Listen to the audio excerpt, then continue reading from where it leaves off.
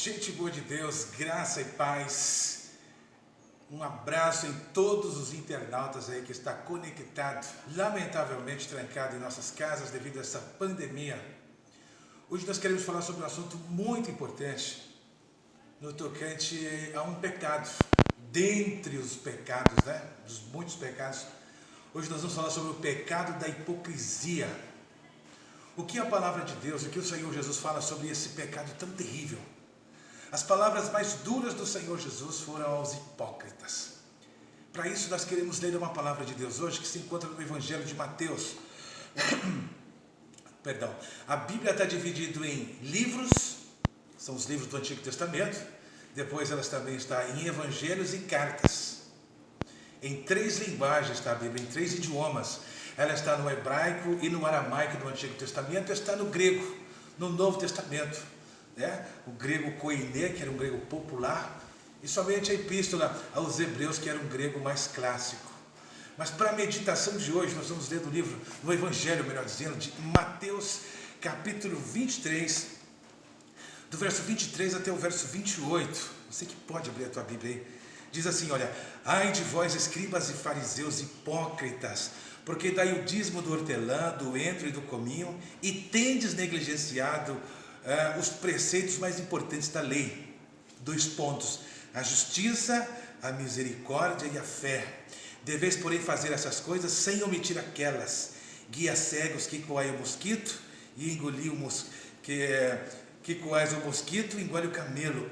Ai de vós, escribas e fariseus, hipócritas, porque limpai o exterior do copo e do prato, mas eles, portanto, dentro estão cheios de rapina e intemperança. Fariseu cego, limpa primeiro o interior do copo, para que também o seu exterior fique limpo. Ai de vós, escribas e fariseus hipócritas, porque são semelhantes a sepulcros caiados, que por fora se mostram belos, mas interiormente estão cheios de mortos e de toda imundície. Ai de vós, exteriormente pareceis justo aos homens, mas por dentro estáis cheio de hipocrisia e de iniquidade. E ainda diz mais, olha: ai de vós, escribas e fariseus hipócritas, porque edificai o sepulcro dos profetas, ardonai os túmulos dos justos, e dizeis: se tivéssemos vivido nos dias dos nossos pais, não teríamos sido seus cúmplices no sangue dos profetas. Assim contra vós mesmos testificai que sois filhos dos que mataram os profetas. Palavras duras do Senhor Jesus. Essa palavra, Jesus vai bem no tocante no que fala, na hipocrisia deliberada desses hipócritas, desses fariseus.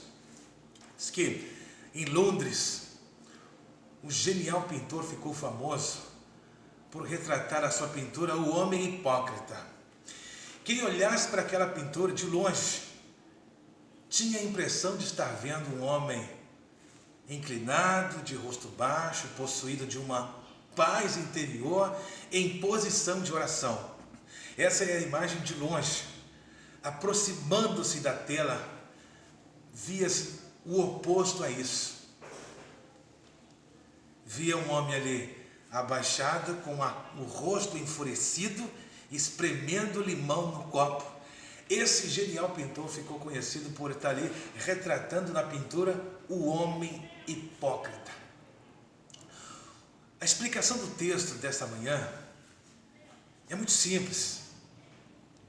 Ela diz que o endro, que era uma espécie de erva doce, a hortelã, o cominho, eram plantas aromáticas e não pesava na balança. Sabe aquela horta que nós fazemos atrás da nossa casa? De pequena proporção ali, onde você faz ali só para dar aquele sabor na sua comida. Então, quase todos os judeus atrás da sua casa tinham essa pequena horta, que era para o seu consumo diário. Os fariseus, eles faziam questão de dizimar até essas minúcias que não pesava na balança. A palavra de Deus, irmãos, ela diz lá em Deuteronômio, capítulo 14, verso 23, de que o dízimo seria somente daquilo que era substancial, né? Mandava pagar somente o dízimo, né? Daquilo que era de maior valor, mas os fariseus faziam questão de pagar aquilo que não precisava. Contrapartida, as principais coisas da lei eram desprezadas por eles, que era a fé, a misericórdia, a justiça. Eles desprezavam isso.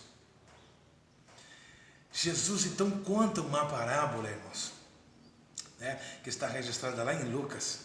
Está registrada lá em Lucas capítulo 18, uma outra parábola que a gente fala também sobre o publicano e o fariseu. Um texto muito conhecido de todos nós. Mas antes, nós queremos retratar um pouco o que acontece hoje na nossa sociedade. Esse pecado da hipocrisia tão presente, meus irmãos.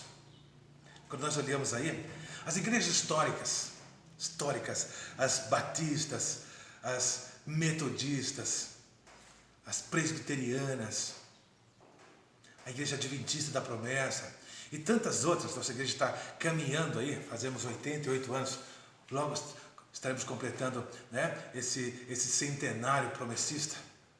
As igrejas históricas, elas não estão preocupadas em abrir os seus templos.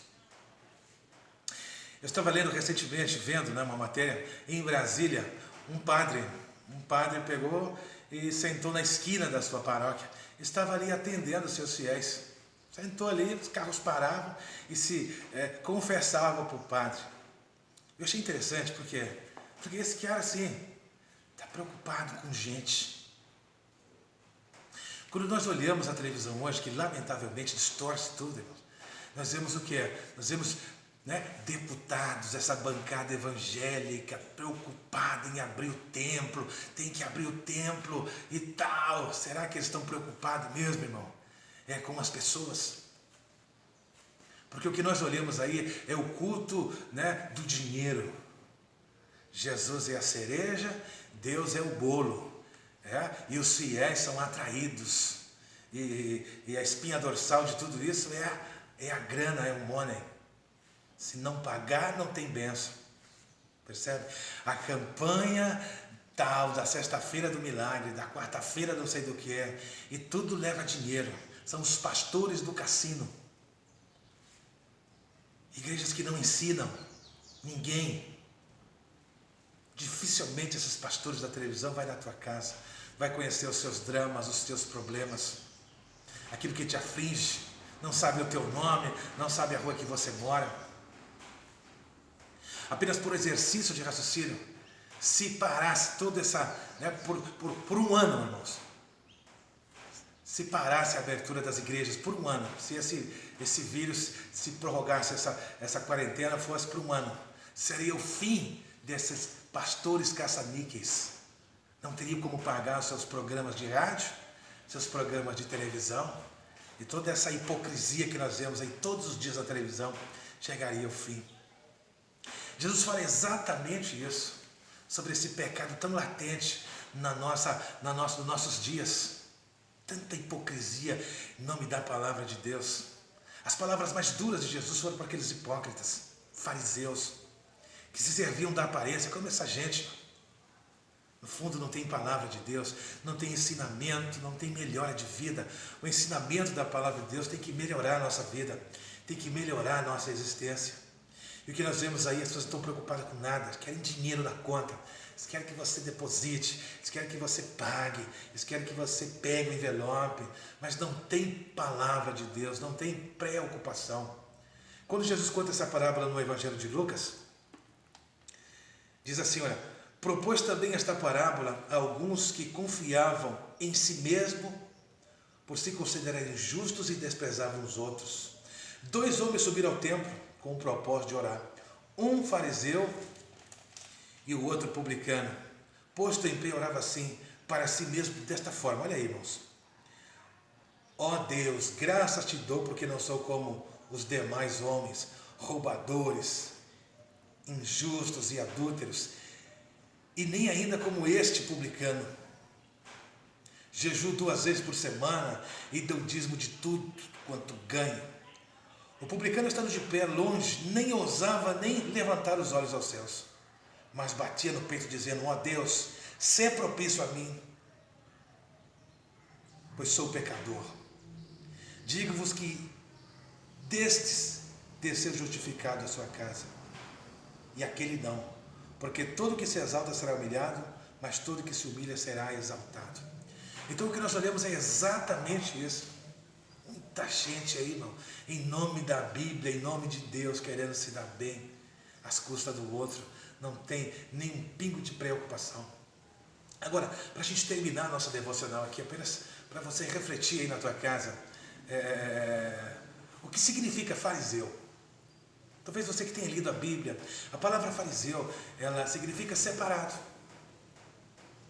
E esse povo, eles gozavam de certo privilégio, porque eles eram os reprodutores, os escribas dos fariseus, eles eram os reprodutores da lei, dos 5 primeiros livros da Bíblia, o Torá. Tinham na cabeça, sabiam vírgula por vírgula, sabiam tudo. Só não entrava no coração deles. Por outro lado, os publicanos, eles prestavam serviço a Roma, colhiam impostos, estavam bem financeiramente, mas eram odiados pelo povo, porque eles eram incitados pelos fariseus e pelos escribas. Então esse pessoal, o judeu achava que esse pessoal não tinha salvação.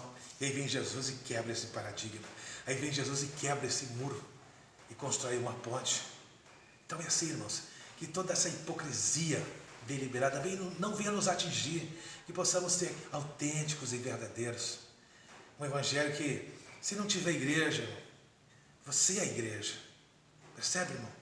Jesus não vai buscar quem está na igreja, Ele vai buscar quem é a igreja, que possamos ser igreja. Lembra quando Jesus fala com a samaritana? Ela estava preocupada em pontos geográficos. Disse: olha, é aqui que tem que se adorar, em Samaria, lá no Monte Gerizim, ou é lá em Jerusalém, no templo? Jesus chegou: olha, mulher, você não está entendendo mais nada, filha. Você não entendeu nada. Não é nem nessa parte geográfica, nem naquela. Os verdadeiros adoradores adorarão o Pai em espírito e em verdade. Qual é o grande pecado do fariseu? A hipocrisia. O fariseu conhece, tem tanta gente na igreja, irmãos. Tanta gente com a Bíblia na mão, com atos hipócritas, com um abraço hipócrita. Tanta gente, do membro ao pastor. Nós não podemos agir assim. Quem são os publicanos da vida? Gente sofrida, gente enganada, gente que chega na igreja, como diz, esgolepada, sofrida, que aprendeu na vida e com a vida a ser malandro, a enganar. Essa é a autodefesa daí fora de quem não tem Jesus, é essa. E quando chegam na igreja, eles precisam enxergar em nós diferença. Gente que sabe amar, sabe respeitar, sabe perdoar, sabe esperar. Hoje os pastores das igrejas querem as pessoas prontas. Elas querem que a prostituta já chegue aqui de saia comprida, sem batom, sem maquiagem. Quer que o gay, o homossexual chegue na igreja falando grosso. Já quer que o mendigo chegue cheiroso, que o bêbado sente sem dar trabalho. Essas pessoas chegarão a nós, irmãos, cheios dos seus vícios, e teremos que ter a paciência e amá-los e esperar que o processo da palavra possa transformá-lo como fez conosco. Uma pergunta para você: sua vida interior poderia ser filmada? Será que, assim como eu estou fazendo esse vídeo com você, será que, qual seria o vídeo se pudéssemos filmar o nosso interior? Que essa reflexão fique no teu coração, que Deus te abençoe, e essa é a palavra de Deus para nós.